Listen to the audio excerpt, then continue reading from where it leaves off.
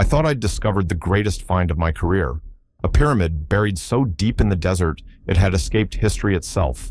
No markings, no name, just a sealed stone door, scratched with warnings too old to read. Inside, the air was colder than death, the walls carved with the same figure again and again, a watcher standing over sleeping kings. At first, we thought it was just ritual art, but when the statues moved and the rules revealed themselves in the sand, I understood. We hadn't uncovered a tomb, we had woken its guardian. And once awakened, it doesn't stay behind. Before we continue, drop in the comments where you're tuning in from, and don't forget to subscribe and hit, like so you never miss a story. I've spent most of my life chasing ruins in the desert, but nothing prepared me for what we found that week. We weren't even looking for a pyramid. Our expedition had been tracing an old trade route across a barren stretch of sand where the wind never stops howling. Local maps showed nothing out there except broken stone markers and dried riverbeds. But one morning, after a sandstorm tore through our camp, a member of the team noticed a jagged line cutting across the dunes. When we dug, the outline of a buried wall revealed itself, massive limestone blocks too uniform to be natural. By the third day, the sand gave way to the sharp edges of a hidden structure. What emerged wasn't just another tomb. It was a pyramid, small compared to Giza, but untouched, unknown, and absent from every record we had ever seen. That alone was enough to shake me. Every pyramid we know of has history attached, dynasties, rulers, scribes who documented the reason it was built. But this one was nameless. No cartouches, no dedications, not even a scarab token in the sand around it. It was as if someone had built it to be forgotten. The entrance was buried beneath tons of collapsed stone, but at the heart of the rubble, we uncovered a sealed doorway. No carvings adorned its surface. Only long, shallow scratches ran across the stone, scratches that looked less like natural weathering and more like desperate warnings. That night, I sat outside the entrance, brushing sand off a fragment we'd pulled from the rubble, a clay jar etched with rough hieroglyphs.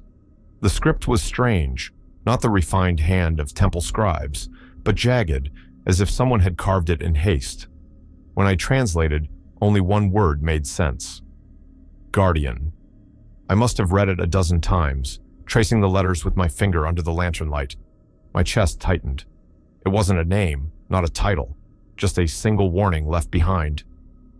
By the time the sun fell, the camp grew uneasy. Workers whispered in their tents.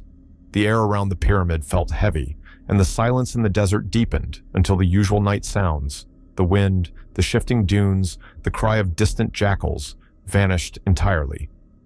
Still, I convinced myself it was just nerves. We were exhausted, dehydrated, too invested in our find to think clearly. I told the crew we'd wait until morning to open the seal, but some discoveries don't wait for permission. At dawn, with ropes and chisels, we worked on the stone door. The sandstone crumbled faster than expected, as if weakened from the inside. With one final strike, the slab split down the center.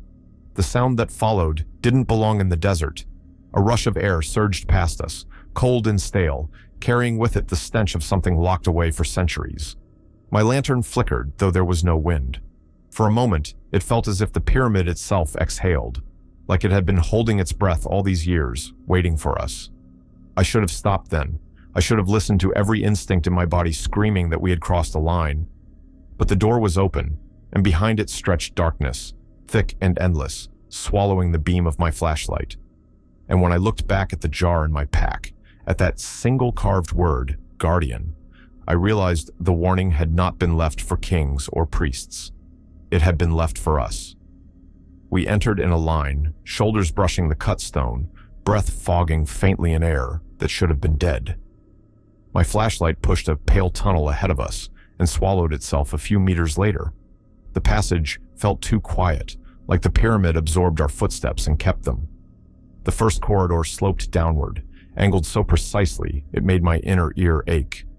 On either side, reliefs ran knee to chest height, not the usual processions of farmers and offerings, but the same scene over and over, a figure standing between two sleeping kings, one hand raised, one hand pressed to his own chest.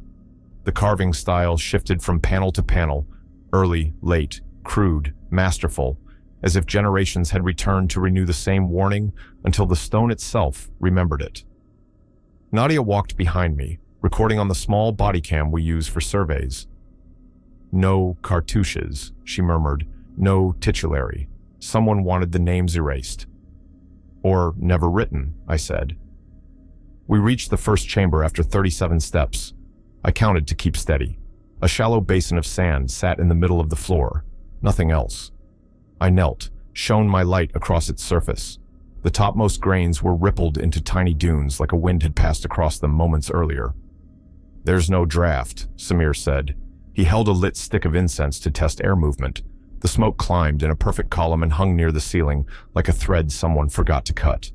On the far wall, a band of hieroglyphs ran from corner to corner, each sign cut deeper than the last. The grammar was wrong, almost ceremonial in its bluntness. I translated in a whisper as my beam traced the line. "When the throne sleeps, the watcher drinks silence." I paused. "Leave him his silence." No names, no dates, just a ritual command, repeated 3 times. The second corridor bent left. The reliefs changed. The figure in the center now faced the viewer head-on. The eyes were larger, set with a different stone than the rest, a darker inlay that caught the light like wet glass. "They're not original," Nadia said, leaning close. "These were added later." "How much later?" I asked. She didn't answer. She didn't need to. The inlay reflected our beams the way modern varnish does on a museum canvas. Someone had been down here after the first builders, maybe long after, reinforcing the message in materials that outlived paint. We came to a pair of statues, flanking a narrow throat of hallway. They were guardians in posture only, no animal heads, no spears, just tall, robed shapes, with faces left blank, as if the chisels had stopped out of fear. Between them, the floor changed from limestone to a single, seamless slab of darker rock. When my boot crossed it, my ankle bone hummed like I had touched a tuning fork. "You feel that?" I asked. Samir nodded. "Resonance, the stone's stiff, like diorite." We moved through the throat into the central hall. Even our lights couldn't map the ceiling. It was a shadowed vault that stole the edges of the room and kept them. But the center, that was unmistakable. A raised platform of 5 steps, and on it, a great stone chest that wasn't quite a sarcophagus and wasn't quite a throne. The lid was sculpted into a low parabola, polished smooth in a way nothing else in the pyramid was. Around the platform, at measured intervals, stood 6 statues. Each faced inward. Each had those same dark, reflective eyes. "Photogrammetry first," I said, more to slow the impulse than out of protocol. We set the tripods. We shot our grids. We logged every angle. Routine has a way of keeping panic at the edges of the frame. When I climbed the first step, the temperature dropped 10 degrees. I could see my breath again. My hand hovered above the stone chest. The jar shard in my pack felt heavier against my spine, as if it wanted to pull me backward. "Let's not open anything today," Nadia said. "We mark, we seal, we..." Something thumped behind us. Just a small sound, like a foot slipping in sand. We all turned. 6 statues, exactly where they'd been. The beam of my light skated across blank faces, across those polished eyes, and came back to me white and useless. "Check the floor," I said. Samir swept his light in a slow circle. We watched dust motes in the beam settle like snow. "I heard it too," he said. "Left side, near the..." Another sound. A low scrape, stone on stone, somewhere above, somewhere within the walls, the kind of noise buildings make when they remember they are heavy. "We should go," Nadia said. "We document the outer halls and return with a bigger team." 2 hours, I said, reflexively cutting time into a contract. "We're here. We won't touch the chest. We just need the inscriptions." There were inscriptions, but not where I expected. Not around the platform, not on the chest. They were etched into the sides of the steps themselves, shallow, as if carved in haste by someone kneeling where I now stood. The lines ran like tally marks, grouped in 3s and 4s, punctuated by a symbol I didn't recognize. A vertical stroke crossed twice like a crude ladder. I traced one set. Beneath it, in smaller text, the language broke into something closer to speech than formal inscription. The translation came slow, like the words didn't want to be read. Do not disturb the seat. Do not claim the gold. Do not remain once the sand. I stopped. The last sign was damaged, the determinative broken away by a shallow gouge. It's incomplete. Maybe repeated elsewhere, Nadia said. We fanned the hall. My beam caught a small bronze bowl at the base of one statue, half filled with sand. The grains were pale. I brushed the rim. The bowl gave a tiny musical note, pure and bell-like, as if it had been tuned. Offerings table? Samir asked. Maybe a sensor, I said, acoustic. It was a relief to talk like scientists again. Then the lights went out. Not the flashlights, the torches. We hadn't lit them. They were not there to be extinguished. But my mind insisted something real had gone dark because the temperature plunged and the faint light we borrowed from our own equipment thinned as if another presence were sharing it. The camera on Nadia's chest chirped, a staccato beep that always means a file has ended without command. Battery? She said, tapping the case. Fresh this morning, I said. From somewhere behind the platform came a long, patient scraping, a sound that didn't belong to any animal or mechanism I knew. It was the sound a lid makes when you move it a fraction without lifting. The hair rose on my arms. I angled my light back to the chest. The lid had not moved. I swept left.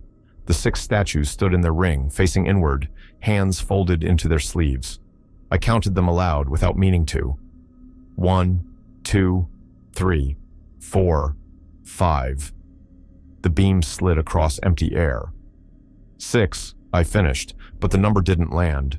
Samir's light found the gap a second later, a square of darker darkness where a statue should have been.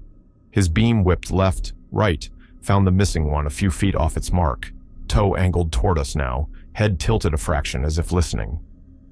We didn't hear footfalls, Nadia said, choking the sentence too tightly, as if keeping it quiet would keep it small.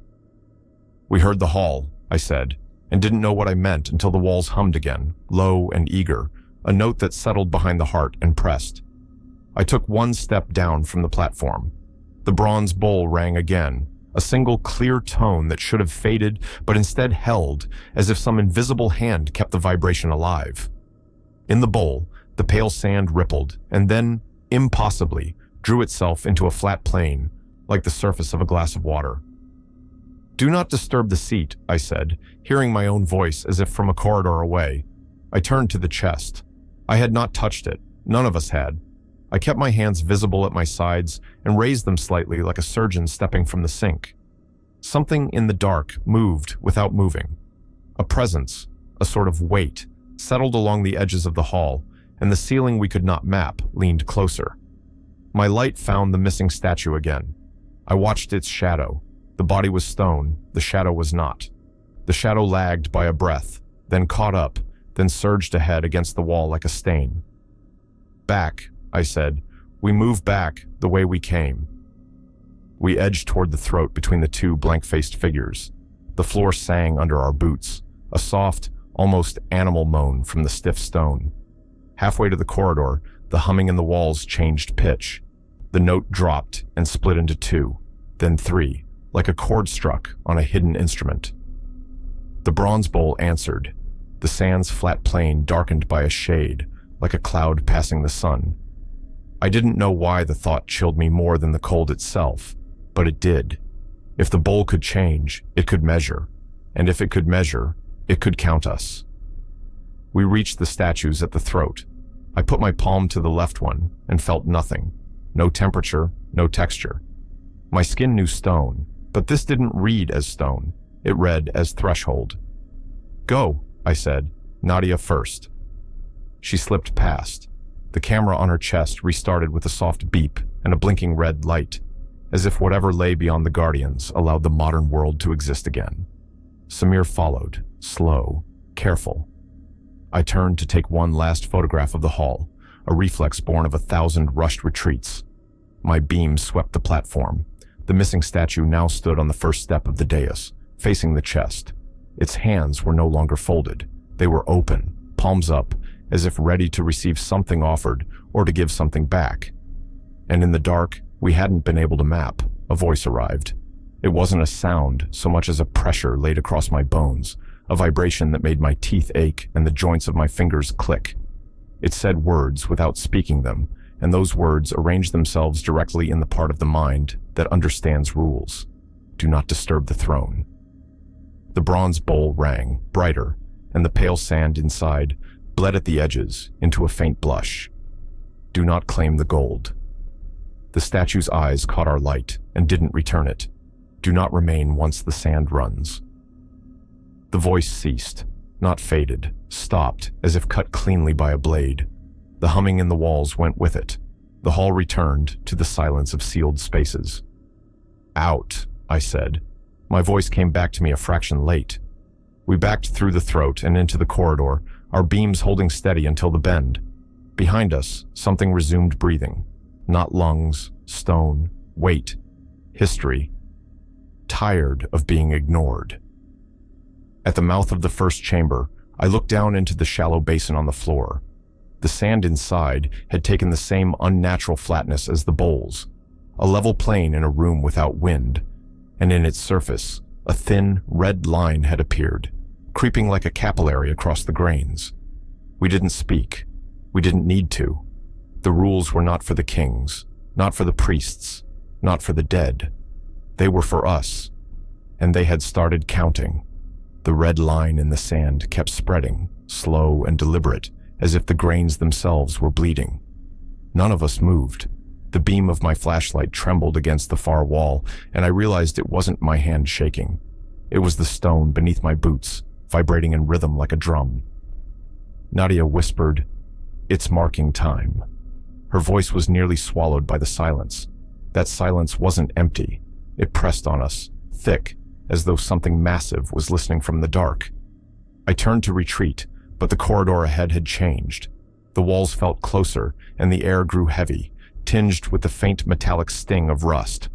My instincts screamed to keep moving. I forced my steps forward, pulling the others with me, until we reached the outer passage where the air first split open. That's when the statues followed. The scrape of stone echoed down the hall. 1, 2, 3 deliberate footfalls, not quick, not clumsy.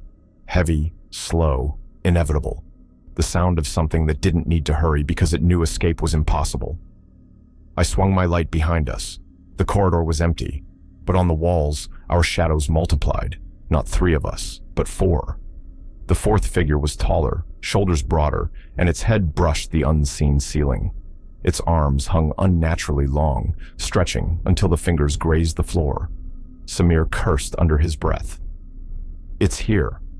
We stumbled into the outer chamber, the one with the empty basin. The sand inside was no longer flat. It shifted as though invisible hands were smoothing it, preparing it. Then, in the sand, symbols carved themselves, letter by letter. 3 rules: do not disturb the throne, do not claim the gold, do not remain once the sand runs red. We stood frozen, watching the message carve itself with no tool, no human hand, only pressure from nothing at all. And then the sand stilled, as if the command had been given and fulfilled. A low sound rolled through the chamber, not a growl, not a voice. Something between stone grinding and thunder buried underground. It reverberated in our ribs, a language older than speech.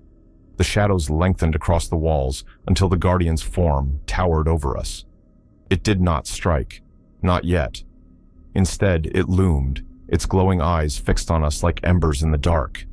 The words it forced into our minds came jagged and broken, but clear enough to understand. Leave, or be measured. Behind me, one of the workers, a young man we had hired from the nearest village, broke. Panic pushed him toward the statues. His hand darted to a golden amulet half buried in the dust near the basin. The moment his fingers closed around it, the guardian moved. No footsteps, no warning. It was simply there, a shadow crossing space faster than any man could run. The boy had no time to scream. The amulet flashed once in his hand, and then his body collapsed into sand, spilling across the stone floor. A life erased in an instant, leaving nothing but his clothes behind. Nadia choked back a sob. Samir grabbed my shoulder. "We have to go, now." But the Guardian wasn't bound to the chamber. Its head turned toward us, slow and deliberate. Its voice pressed into my skull again, each word heavier than breath. The seal is broken. The silence is ended. You carry me now. I felt my knees weaken. Carry it? I wanted to believe it was just threat, just fear shaping words into hallucinations. But in my chest, something cold had already taken root, like a shadow coiled deep, waiting. We ran then, through the throat, past the murals, into the desert night where the stars burned sharp above. But even there, the air didn't feel free. The pyramid loomed behind us, its entrance yawning open like a wound. I looked back once, and in the shifting dunes I saw it, a massive figure, black against the starlight, walking without hurry, following. The Guardian was not tied to the throne or the sand. It was tied to the ones who had woken it. And I knew, with a clarity that hollowed me, that no matter where I fled, its footsteps would always follow.